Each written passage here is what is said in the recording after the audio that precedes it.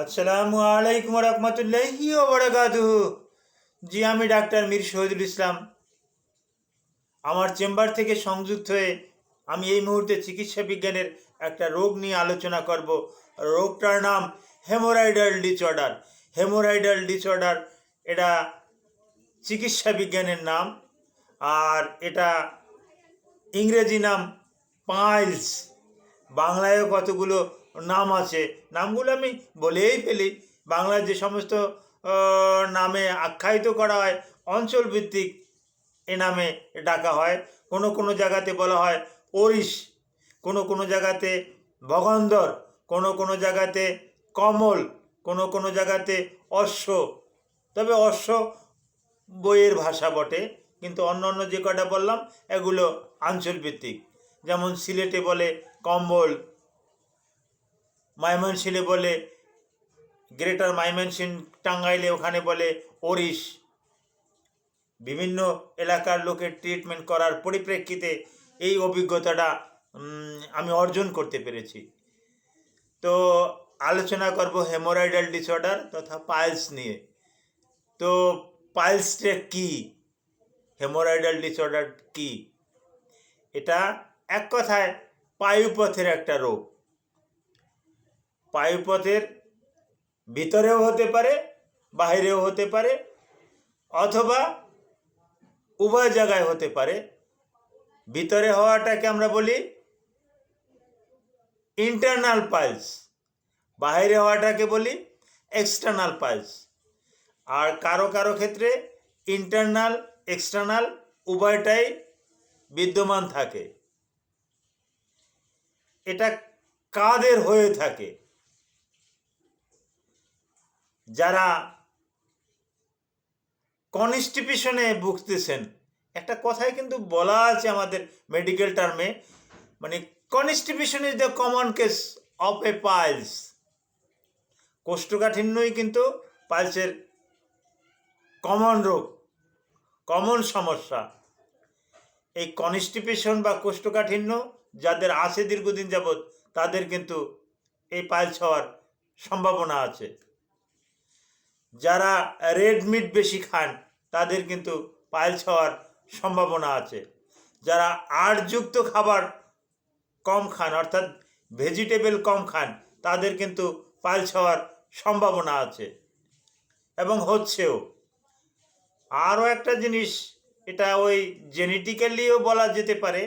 যাদের পিতামাতার, দাদা দাদির, নানা নানির এরকমের হিস্টোরি আছে, তাদের ক্ষেত্রেও কিন্তু পাইলসের রোগী কিন্তু আমরা পাই, প্রতিনিয়ত পেয়ে থাকি, যাদের পূর্বপুরুষের ইতিহাসটা কিন্তু আছে। তো এটা কিভাবে হয় আমি আঙুল দিয়ে দেখাচ্ছি। এই এই যে 3 আঙ্গুল দিয়ে দেখাই, এই যে 3 আঙ্গুল দিয়ে দেখাতে হবে। এই এই যে 3 আঙ্গুলটা একত্র করলে যে রকমের দেখা যায়, এটা পায়খানার রাস্তা, অ্যানাস, এটা অ্যানাস।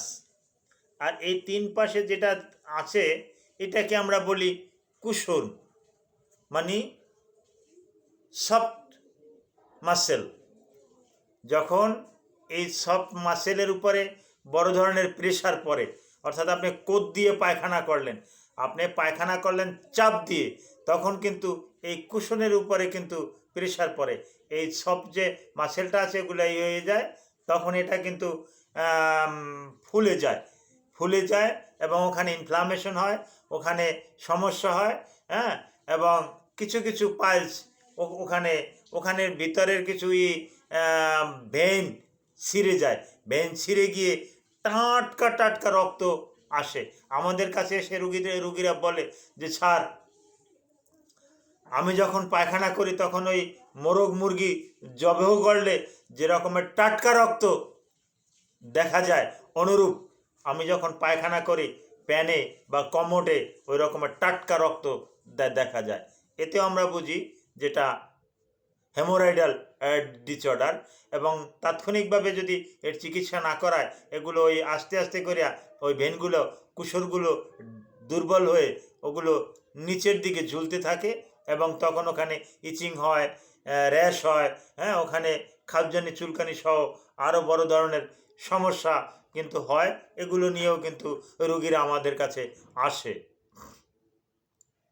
তাহলে এর করণীয় কি, চিকিৎসা কি? আপনাকে আঁশযুক্ত খাবার খেতে হবে,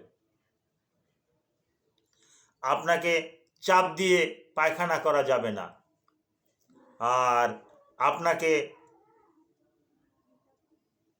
তরল খাবার খেতে হবে, আপনাকে বিভিন্ন রকমের সালাদ যেমন গাজর, ক্ষীরা, শসা, মরমা, এগুলো সালাদ খেতে হবে পরিমাণ মতন।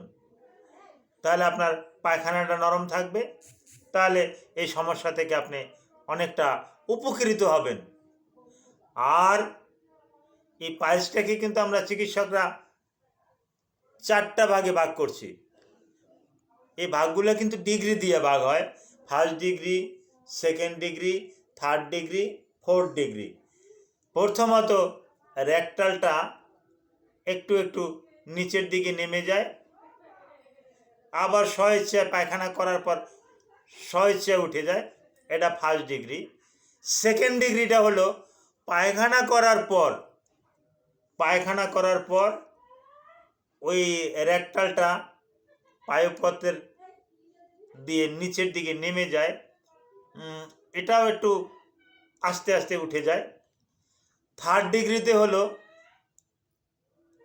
এই রেকটাল পথটাই একেবারে নিচের দিকে নেমে যায়, কুশনগুলা ওভারটেক করে নিচের দিকে নেমে যায়, কিন্তু স্বেচ্ছায় উঠছে না, একটু ধাক্কা দিতে হয়, প্রেশার দিতে হয়, প্রেশার দিলে উপরে উঠে যায়।